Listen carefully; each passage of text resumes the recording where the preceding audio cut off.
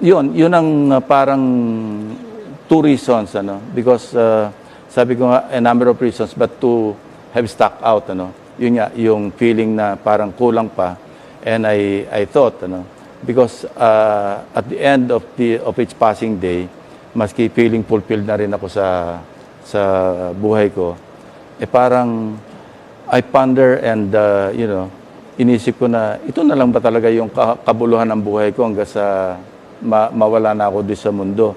And I thought, I can still think clear, I can still walk properly, and I still feel young, in a manner of speaking.